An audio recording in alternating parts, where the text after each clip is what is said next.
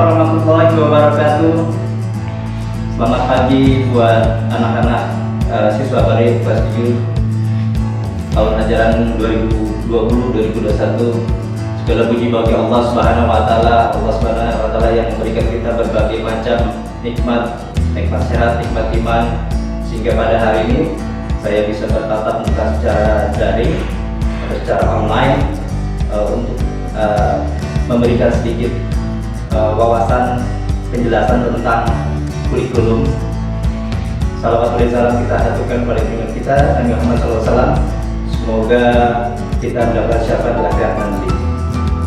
Baik siswa-siswi kelas 7 tahun ajaran 2020-2021, izinkan saya menjelaskan tentang pembelajaran atau berkaitan dengan kurikulum yang ada di SMP Perjuangan dan Informatika Terpadu tahun ajaran 2020-2021.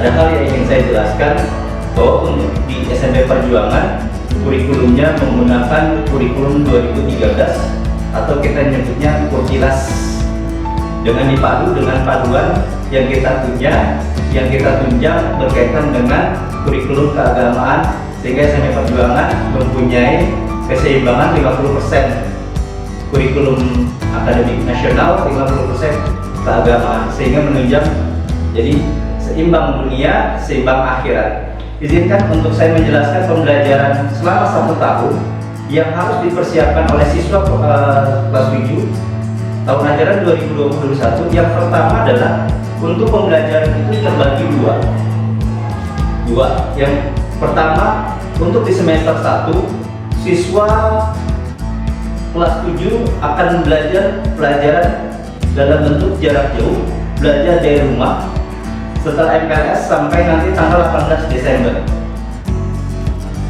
Berikutnya, nanti di semester 2 siswa akan belajar bertatap muka, yang mana nanti pembelajaran tatap muka akan menggunakan protokol kesehatan yang sudah disiapkan oleh SMP Perjuangan, sehingga nanti siswa belajarnya bisa merasa aman, nyaman, walaupun dengan kondisi saat ini yang memang masih wabah COVID-19 belum berakhir sampai selesai.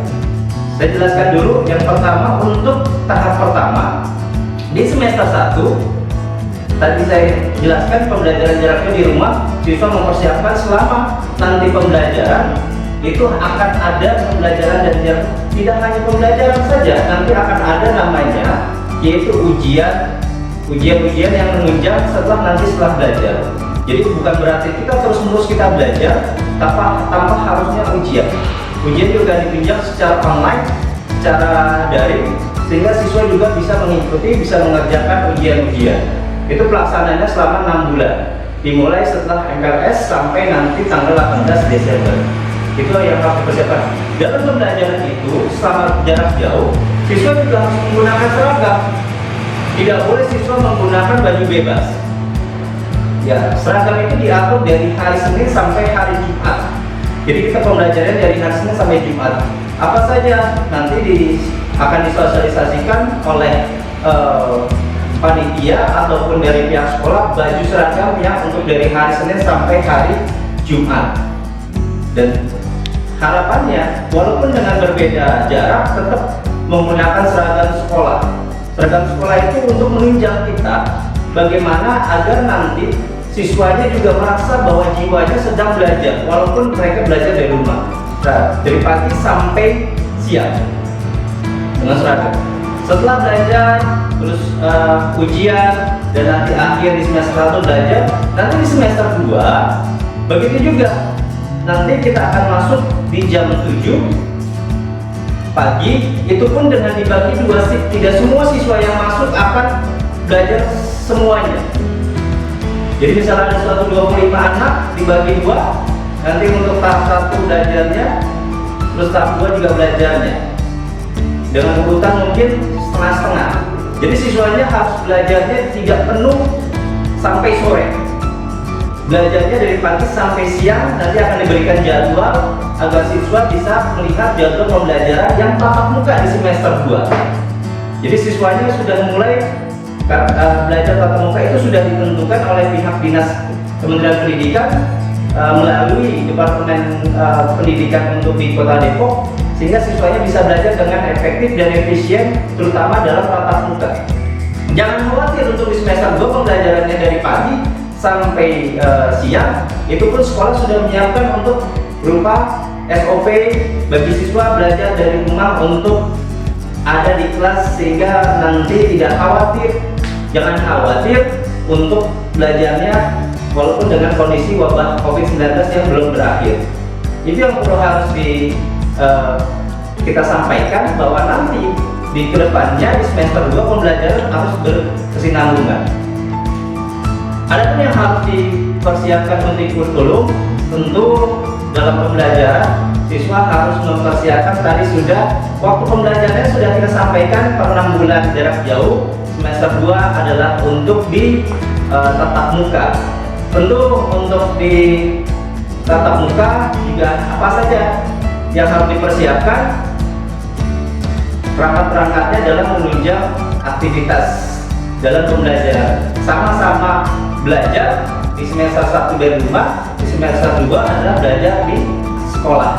Penunjangnya di semester 1 adalah alat komunikasi dan yang lain, tapi untuk di semester 2 siswa tidak boleh menggunakan alat komunikasi, yaitu handphone, untuk menunjang dia kegiatan belajar. Memang untuk SMP Perjuangan tidak diizinkan membawa handphone seperti itu.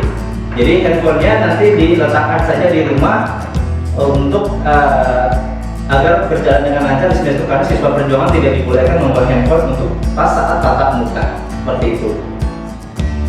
Demikian tentu yang saya sampaikan dalam hal pembelajaran. Nanti kurikulumnya saya ulang lagi, mereview yang pertama kurikulum kita 2013, yang kedua pembelajaran kita dibagi dua. Yang pertama adalah pembelajaran jarak jauh, belajar di rumah.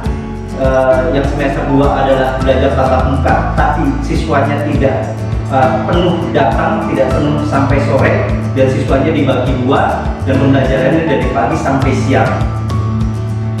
Baik, saya akhiri untuk penjelasan tentang pembelajaran berkaitan dengan kurikulum SMP Perjuangan.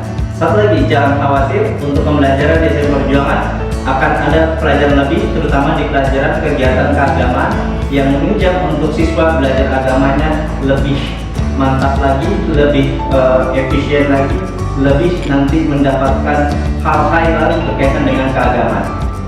Saya akhiri, billahi taufiq wal hidayah. Assalamualaikum warahmatullahi wabarakatuh.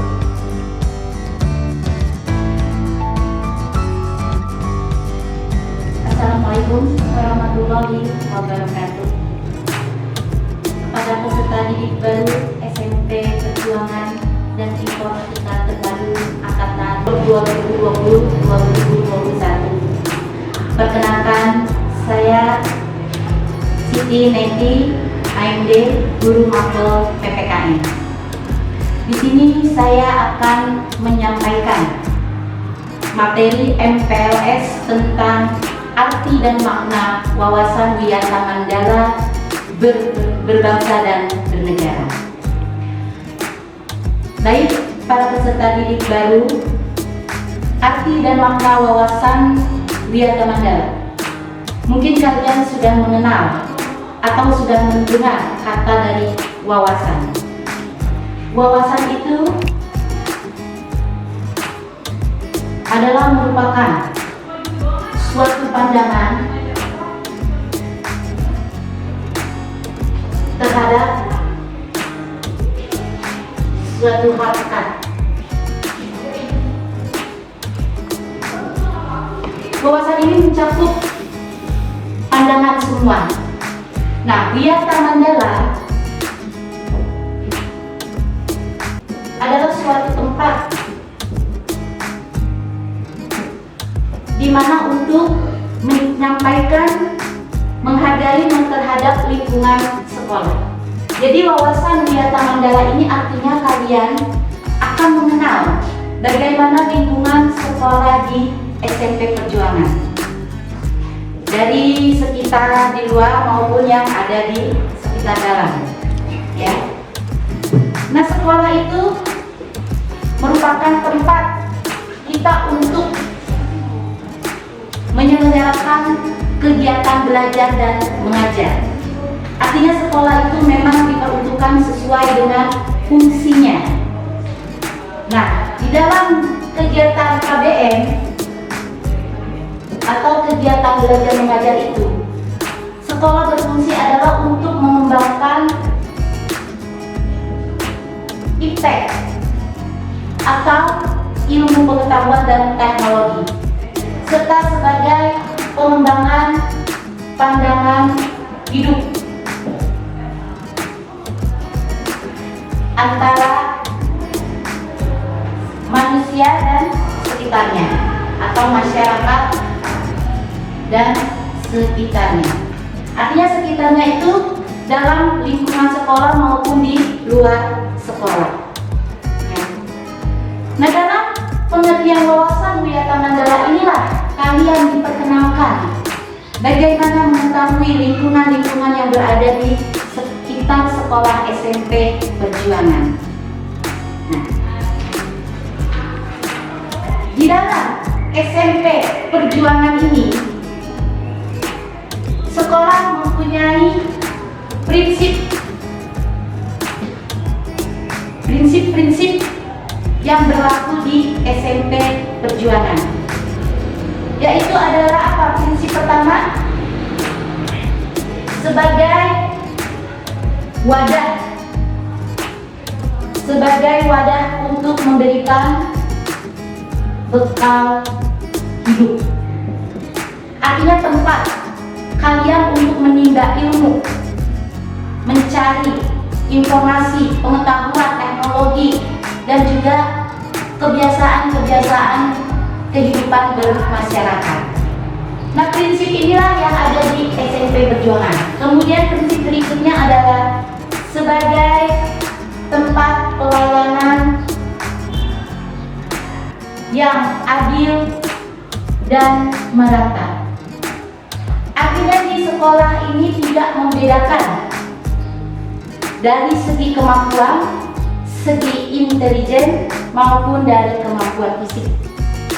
Artinya tidak ada perbedaan. Juga tidak ada perbedaan dari suku mana, agama mana. Jadi semua kita diberikan dengan pelayanan yang adil dan merata di dalam sekolah SMP Perjuangan. Kemudian sekolah juga sebagai wahana pembentukan watak atau karakter. Kalian bisa mengembangkan pembentukan watak ini, artinya kalian bisa mengembangkan bagaimana kalian berkarakter, bersikap terhadap lingkungan di sekolah maupun nanti di luar sekolah. Bisa menjaga nama baik sekolah, bisa menjaga nama baik diri keluarga, semuanya itu maksud dari sininya. Kemudian adalah sebagai pendewasaan diri.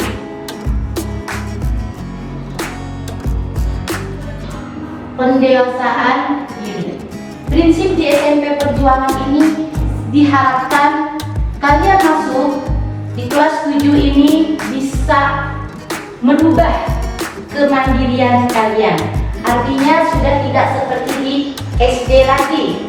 Karena di SD biasanya akan kalian itu lebih banyak dilayani, dibantu. Tapi kalau di SMP ini kalian sudah harus bisa mandiri, ya, secara mandiri. Nah, itulah prinsip-prinsip yang ada di sekolah SMP Perjuangan. Lalu apa fungsi dari sekolah?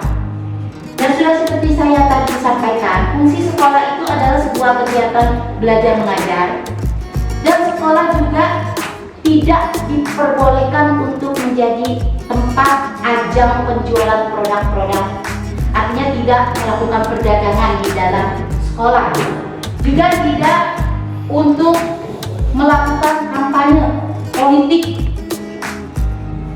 Tidak untuk mengerjakan syuting-syuting selain dapat izin dari pihak sekolah maupun daerah tempat SMP Perjuangan. Ya. Jadi itu penggunaannya. Selain itu juga penataan Wiyata Mandala ini artinya adalah kita itu menjadikan siswa itu agar rajin belajar, bergairah, bersemangat dalam pembelajaran nanti kalian apabila sudah kita memasuki tatap muka. Karena kebetulan karena saat ini kita masih COVID, suasana COVID, jadi pembelajaran masih pembelajaran jarak jauh. Nah, diharapkan apabila kalian sudah masuk pada keadaan normal kembali, maka pada saat pembelajaran tatap muka itulah kalian bisa dengan disiplin, jujur, sesuai dengan apa yang diharapkan kalian masuk ke SMP Perjuangan. Ya. Mungkin nanti pada pengenalan akan diperlihatkan bagian-bagian dari sekolah SMP Perjuangan, ruang guru, ruang kepala sekolah, ruang laboratorium, perpustakaan, aula, dan kelas dari kelas 7 sampai dengan kelas 9. Nah, mekanisme dalam pelaksanaan Wiyata Mandala ini adalah untuk meniadakan peluang-peluang yang terjadi kasus-kasus negatif di sekolah. Mengapa saya memberikan materi wawasan Wiyata Mandala? Agar kalian tahu batasan-batasan kalian di sekolah. Artinya kalian tidak boleh melakukan hal-hal yang bersifat negatif terhadap lingkungan sekolah maupun sekitar sekolah. Jadi kalian bertanggung jawab memelihara sekolah ini ibaratnya sebagai rumah kedua dari tempat kalian tinggal. Karena sebenarnya nanti apabila kita sudah berjalan normal, kita itu dimulai dari jam 7 pagi sampai pulang jam setengah 4 sore. Artinya kalian hampir separuh waktu ada di lingkungan sekolah. Makanya kalian itu harus bisa menjaga dengan wawasan mengenai Wiyata Mandala ini. Baik, itu saja yang bisa saya sampaikan mengenai materi Wiyata Mandala. Semoga kalian bisa mengikuti aturan-aturan yang ada di SMP Perjuangan. Semuanya bisa ditaati, dilakukan dengan sepenuh hati. Terima kasih. Wassalamualaikum warahmatullahi wabarakatuh.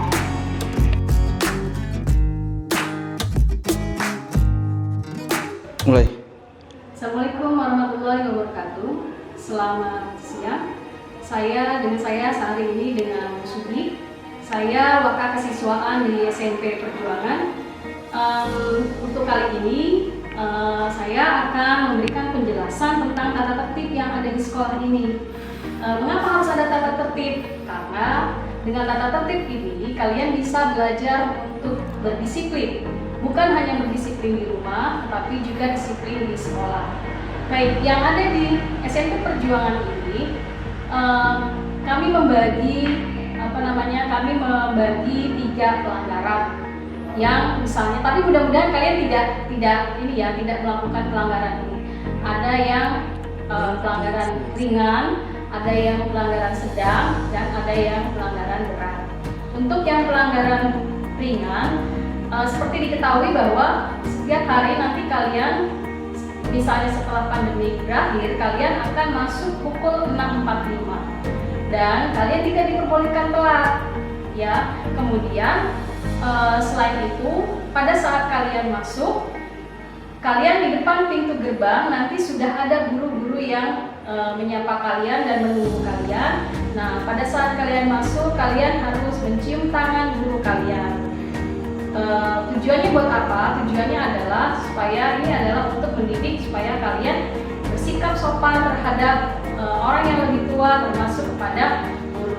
Kemudian pada saat di gerbang nanti kalian akan dicek apakah kalian sudah rapi dalam menggunakan seragam, kemudian kelengkapan seragamnya.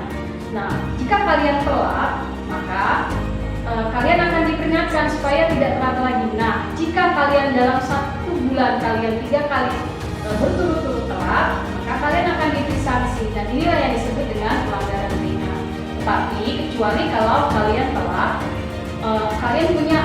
yang jelas. Misalnya telat karena misalnya harus ditugaskan oleh ibu untuk mengantarkan ada orang tua yang lagi sakit, itu masih bisa diperbolehkan. Tapi kalau kalian alasannya telat karena telat bangun atau kesiangan, nah itu tidak bisa diterima. Selain itu yang disebut dengan pelanggaran ringan adalah misalnya kalian tertidur di kelas atau kemudian kalian mengobrol pada saat pelajaran. Nah itu otomatis guru kalian akan memperingatkan. Atau misalnya kalian menggunakan baju seragam yang tidak sesuai pada harinya. Kemudian ada juga yang disebut dengan pelanggaran ringan dan pelanggaran sedang. Nah pelanggaran sedang ini biasanya umumnya adalah selain diperingatkan, kalian juga ada pemanggilan orang tua. Misalnya kalian pada saat pembelajaran kabur dari sekolah di jam sekolah, maka otomatis orang tua kalian akan dipanggil. Atau misalnya kalian melukai teman lain, nah itu termasuk dalam pelanggaran sedang, maka otomatis bahwa selain kalian ditegur, juga kalian akan dipanggil orang tuanya. Kenapa harus dipanggil orang tuanya? Karena kami di sekolah ini adalah bertujuan untuk membimbing atau membentuk karakter positif kalian. Sehingga kalau orang tua kalian dipanggil, kami sebagai guru-guru dan orang tua kalian bersama-sama bisa membentuk karakter kalian. Kemudian yang berikutnya adalah pelanggaran berat. Nah, jangan sampai dan mudah-mudahan kalian bisa terhindar dari pelanggaran berat ini, karena kalau pelanggaran berat ini sanksinya sangat berat. Pelanggaran berat itu contohnya adalah misalnya ikut tawuran. Misalnya kamu terlibat tawuran dengan sekolah lain, atau misalnya kalian melakukan penganiayaan terhadap murid lain, atau misalnya kalian terlibat dalam penggunaan narkoba. Maka sanksi beratnya adalah yang pertama adalah bisa dilakukan skorsing atau kalian bisa dikeluarkan.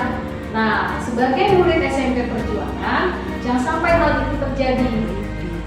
Sebisa mungkin kalian hindari hal-hal seperti itu, karena ini tujuannya untuk apa? Menjaga nama baik sekolah dan juga untuk menjaga masa depan kalian, supaya masa depan kalian tidak hancur. Ya, seperti diketahui sekarang ini bahaya narkoba dan tawuran itu sangat besar. Ya, kalau kalian sampai terlibat dua hal itu, maka bukan hanya nama baik sekolah yang hancur, tetapi juga nama baik kalian dan nama baik orang tua kalian juga. Maka tolong hindari hal seperti ini. Kemudian juga selain aturan-aturan yang ada di sekolah ini, kami juga ingin membentuk karakter atau sopan santun kalian di sini. Nah, di sini ada beberapa yang bisa dilakukan atau yang biasa dilakukan bagi siswa-siswa SMP Perjuangan dalam hal berkaitan dengan sopan santun. Misalnya, ketika kalian bertemu dengan guru dimanapun, kalian mencium tangan guru kalian. Kenapa? Karena selain itu menjaga sopan santun, juga di situ kalian mungkin akan mendapatkan berkahnya. Selain itu juga, misalnya kalian akan mau masuk ruang guru, kalian harus mengetuk pintu dulu. Karena ini adalah pembiasaan. Di rumah pun kalian sama, ketika kalian mau masuk ke kamar orang tua kalian, pastikan kalian harus mengetuk pintu dulu. Kemudian setelah masuk, kalian akan menyampaikan salam, Assalamualaikum warahmatullahi wabarakatuh. Setelah itu, baru kalian minta izin untuk masuk.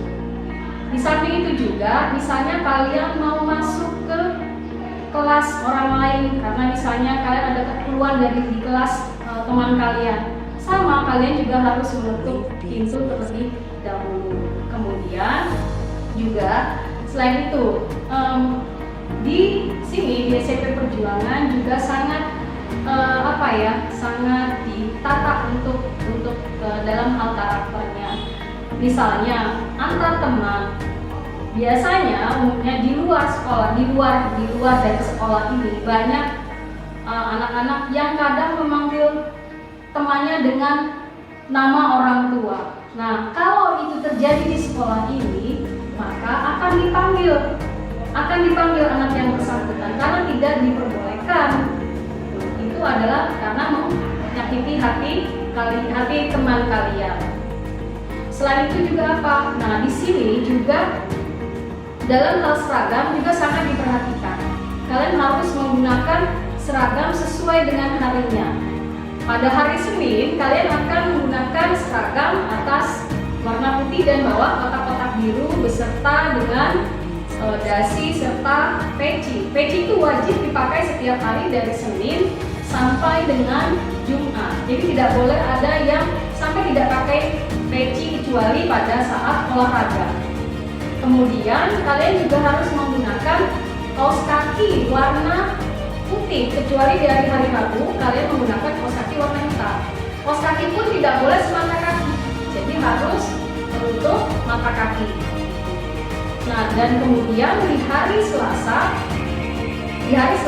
kalian menggunakan baju warna hijau, atas hijau, dan berikut dasinya. Hari Rabu kalian pramuka, kemudian hari Kamisnya kalian menggunakan baju batik, dan Jumat baju muslim yang sudah diberikan oleh sekolah.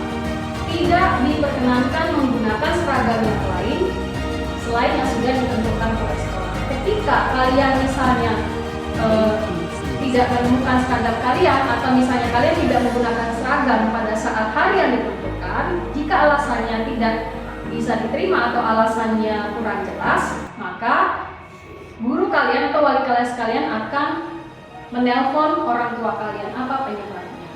Dan dalam hal penggunaan seragam juga harus rapi. Jadi tidak ada yang seragamnya keluar, ya, jadi harus dimasukkan, kecuali untuk seragam di hari Jumat. Hari Jumat boleh dikeluarkan. Nanti kalian akan lihat di samping ini, di foto-foto ini akan lihat seragam pada hari Senin terlihat rapi ya. Ini teman kalian dari kelas 8 yang menggunakan seragam pada hari Senin, kemudian hari Selasa, hari Rabu, hari Kamis, dan hari Jumat. Kemudian dalam hal rambut, tidak diperbolehkan rambut panjang. Jadi rambut harus pendek dan jangan sampai ada jalanan, kalau kami menyebutnya jalanan kutu, ya. Jadi jangan sampai ada jalanan kutu di situ. Jadi harus benar-benar rapih rambutnya, tidak boleh panjang, ya. Karena selain itu untuk kerapihan juga untuk kebersihan. Ketika rambut kalian panjang, maka kalian akan terasa gatal di kulit dan itu berbahaya.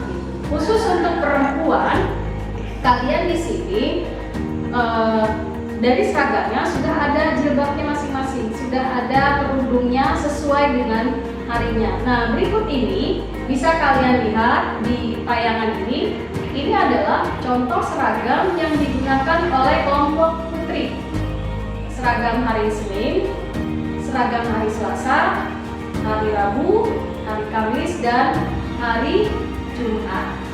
Gitu ya, khusus untuk putri. Untuk kerudungnya tolong dibiarkan sampai menutup dada kalian. Jangan biarkan kerudung kalian itu disimpangkan ke kiri dan ke kanan. Jangan, karena itu kesepakatan kami di sekolah ini adalah kalian seperti ini, menutup dada kalian, khusus yang putri. Ya, kemudian untuk yang putri, karena kalian menggunakan rok, jadi sebisa mungkin kalian di dalamnya menggunakan legging atau celana panjang sebagai penutup aurat kalian. Jadi sebelum rok di dalamnya ada legging. Jadi supaya ketika kalian bergerak itu bagian aurat kalian tidak terlihat. Ya, jadi karena perempuan kan harus menjaga aurat kalian. Karena disitulah bentuk bentuk sopan santun kalian. Sekali lagi, di SMP Perjuangan ini dalam hal tata tertib kami sangat menjaga sekali karena kami ingin membentuk karakter kalian supaya kalian belajar disiplin. Ya, tadi yang pertama adalah tidak boleh datang telat. Kita masuk 6.45. Kemudian kita pulang pukul 6 setelah sholat asar. Kecuali pada hari Jumat, pukul 10.30 kita baru pulang. Selain itu, khusus untuk pria menggunakan peci dari hari Senin sampai hari Jumat. Untuk yang wanita menggunakan kerudung sesuai dengan harinya. Kemudian selain itu, kalian juga dalam hal misalnya kalian tahu bahwa kalau di SMP Perjuangan pagi kita ada yang disebut dengan muhadharah dulu, atau kita ada doa atau ngaji dulu kalau pagi hari. Nah, pada saat bel berbunyi, karena waktunya sangat terbatas, kalian harus langsung masuk ke ruang aula. Jadi tidak ada yang bersantai-santai dulu di kelas, gitu ya. Langsung ke aula. Setelah selesai masuk lagi ke kelas. Dan pada jam pelajaran tidak ada yang saling mengobrol atau tidur. Kalau kalian misalnya ngantuk karena misalnya lelah, kalian bisa ke toilet gitu. Dan kemudian selain itu juga antar teman tidak bisa atau tidak boleh saling mengejek, karena itu masuk dalam pelanggaran ringan, apalagi memanggil nama teman kalian. Oke, yang selanjutnya adalah kalian tidak boleh membawa HP di sekolah ini. Jadi kalau misalnya kalian membawa HP, nah itu biasanya nanti akan dititipkan ke wali kelas. Tapi peraturan di SMP Perjuangan, setiap siswanya tidak boleh membawa HP, kecuali kalau ada guru mapel tertentu yang memang terkait dengan kebutuhan, terkait dengan pembelajaran diminta untuk membawa HP, maka kalian boleh membawa HP. Tapi setelah pembelajaran, HP kalian akan dititipkan ke wali kelas. Tapi dalam hal apapun, kalian sebenarnya tidak diperbolehkan membawa HP. Kemudian yang selanjutnya adalah di dalam peraturan SMP Perjuangan sangat melarang siswanya merokok. Jadi kalian tidak boleh merokok, dan itu sampai dengan radius 300 meter dari area sekolah. 300 meter itu adalah masih masuk dalam ruang lingkup sekolah. Jadi kalau misalnya ada yang ngumpet-ngumpet ingin merokok, atau ada yang tanpa sepengetahuan guru kemudian ternyata ketahuan, nah tapi kalian merokoknya misalnya ada di luar sekolah, tapi itu masih dalam radius 300 meter dari sekolah, maka kalian tetap akan diberikan sanksi. Ya, namun ini semua peraturan yang ada di sini, yang ada di Sekolah Perjuangan ini, jangan membuat kalian itu menjadi menjadi semacam kalian ditakuti. Tidak. Jadi peraturan ini sebenarnya adalah untuk membuat supaya kalian menjadi lebih disiplin dan membentuk karakter kalian supaya terbentuk karakter yang positif, menjadi siswa yang terbaik, menjadi siswa yang penuh dengan keimanan yang full gitu ya.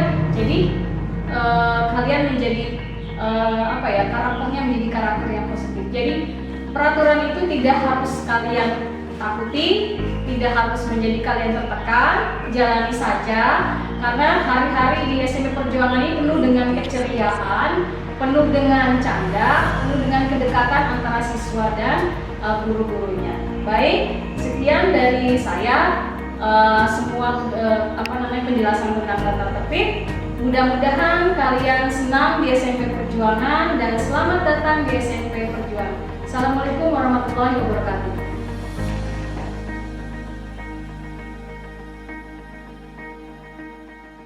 Assalamualaikum warahmatullahi wabarakatuh. Perkenalkan, nama saya Anggraini Eka Puspitasari SPD, selaku pembina OSIS SMP Perjuangan dan Informatika Terpadu. Pada kesempatan kali ini, saya akan menyampaikan materi mengenai kepemimpinan melalui kegiatan MLS untuk siswa kelas 7 SMP Perjuangan dan Informatika Terpadu.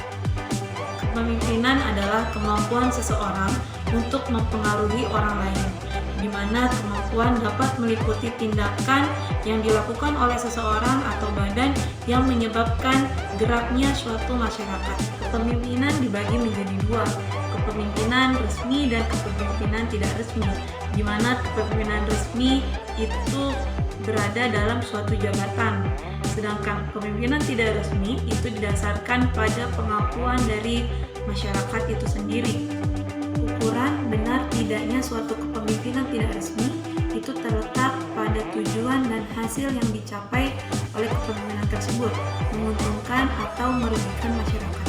Suatu pemerintahan yang efektif harus berlandaskan pada sosial basis agar terhindar dari ketegangan-ketegangan atau setidaknya terhindar dari pemerintahan boneka belaka.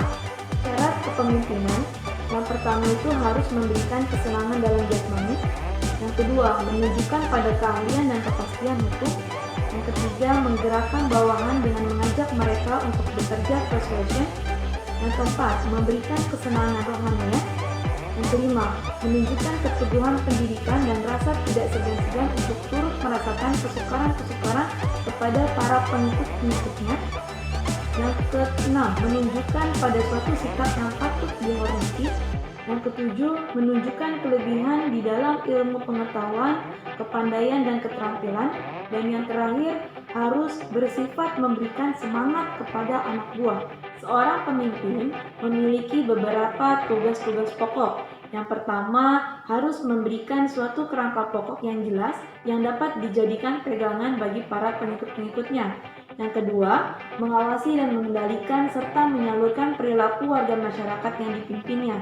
Dan yang ketiga, bertindak sebagai wakil kelompok kepada dunia luar kelompok yang dipimpin. Adapun beberapa macam-macam gaya kepemimpinan yang dapat dilakukan.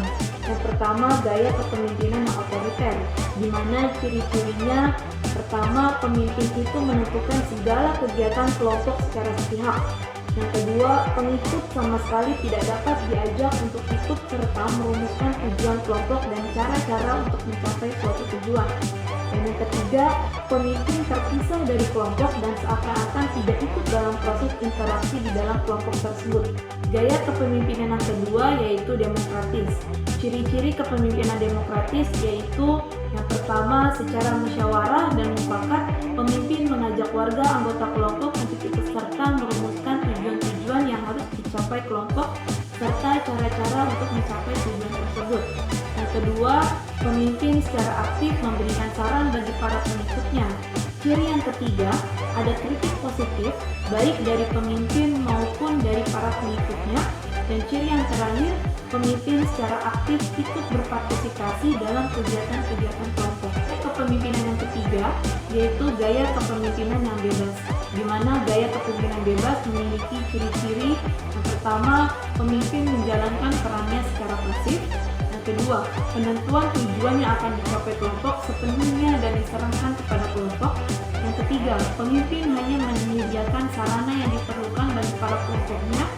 Dan yang terakhir, pemimpin berada pada di tengah-tengah kelompok, namun dia hanya berperan sebagai penonton. Sebenarnya ketika kategori yang di atas dapat berlangsung bersamaan, karena metode mana yang terbaik dan senantiasa tergantung pada situasi yang dihadapinya. Salah satu penerapan kepemimpinan di sekolah dapat melalui kegiatan organisasi sekolah. Salah satunya yaitu OSIS. OSIS merupakan singkatan dari organisasi siswa intrasekolah, di mana organisasi ini berada di tingkat sekolah dimulai dari sekolah menengah, yaitu sekolah menengah pertama SMP dan sekolah menengah atas SMA. OSIS diurus dan dikelola oleh murid-murid yang terpilih untuk menjadi pengurus OSIS. Tujuan dari OSIS yang pertama yaitu menghimpun ide, pemikiran, bakat, kreativitas, dan minat siswa. Yang kedua, mendorong sikap, jiwa, dan semangat kesatuan dan persatuan di antara siswa. Yang ketiga, tempat dan sarana berkomunikasi untuk menyampaikan pikiran dan gagasan, mematangkan kemampuan berpikir, wawasan, dan pengambilan keputusan. Yang keempat, mengembangkan potensi siswa sesuai dengan kemampuan yang dimiliki. Dan yang kelima, mengembangkan jati diri bangsa yang beretika beretika, bermoral, dan bermartabat. Adapun struktur organisasi OSIS terdiri dari yang pertama adanya ketua OSIS, wakil ketua OSIS, bendara OSIS, sekretaris OSIS, dan beberapa seksi bidang, di mana setiap jabatan memiliki job desk masing-masing. Ketua OSIS memiliki job desk yang pertama, dia harus dapat memimpin organisasi dengan baik dan bijaksana. Yang kedua, mengkoordinasi semua aparat kepengurusan. Yang ketiga, menetapkan kebijaksanaan yang telah disiapkan. Dan yang keempat, memimpin rapat dan mengevaluasi kegiatan. Sedangkan wakil ketua OSIS memiliki job desk yang pertama, bersama-sama dengan ketua menetapkan kebijaksanaan, memberikan saran kepada ketua, menggantikan ketua jika berhalangan hadir, dan yang keempat, bertanggung jawab kepada ketua. Dan yang ketiga yaitu sekretaris, di mana job desk dari sekretaris yang pertama adalah memberikan saran kepada ketua dalam rangka mengambil keputusan. Yang kedua, mendampingi ketua dalam memimpin rapat sebagai notulen. Yang ketiga, menyiarkan dan mendistribusikan dan menyimpan surat serta arsip yang berhubungan dengan kegiatan. Yang keempat, menyiapkan laporan, surat, hasil rapat, dan evaluasi kegiatan. Dan yang terakhir, bertanggung jawab atas tertib administrasi organisasi. Jabatan bendahara, job desk-nya yaitu bertanggung jawab dan mengetahui segala pemasukan, pengeluaran uang atau biaya yang diperlukan, membuat tanda bukti kwitansi setiap pemasukan, pengeluaran uang untuk pertanggungjawaban, bertanggung jawab atas inventaris dan perbendaharaan, dan yang terakhir menyampaikan laporan keuangan secara berkala. Untuk seksi bidang di OSIS SMP Perjuangan dan Informatika Terpadu ada 6 seksi.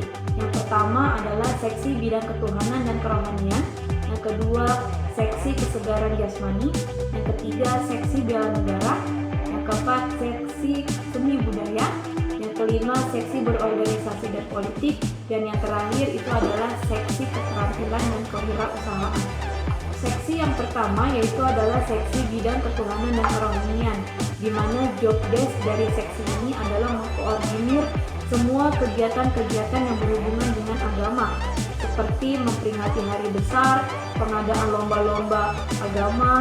Seksi yang kedua yaitu adalah seksi bidang kesegaran jasmani, di mana seksi ini memiliki job desk yang pertama menyelenggarakan lomba olahraga di lingkungan sekolah, kedua membantu pihak sekolah dalam usaha pencegahan penyalahgunaan narkoba dan miras, kemudian melakukan penyuluhan bekerjasama dengan pihak puskesmas dan menyelenggarakan jumat sehat dan jumat bersih.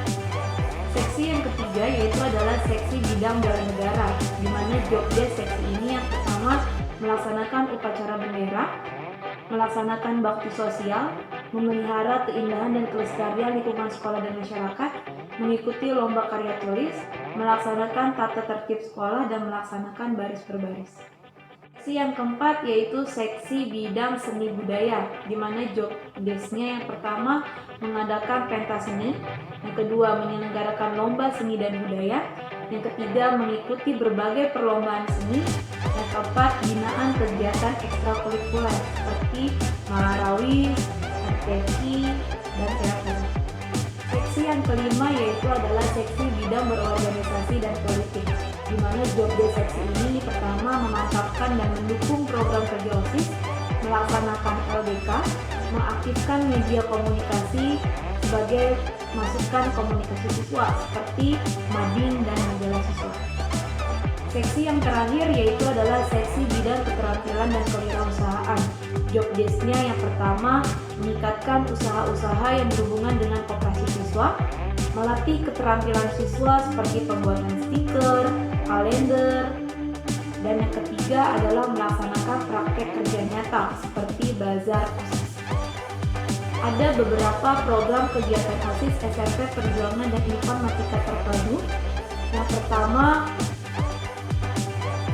upacara bendera.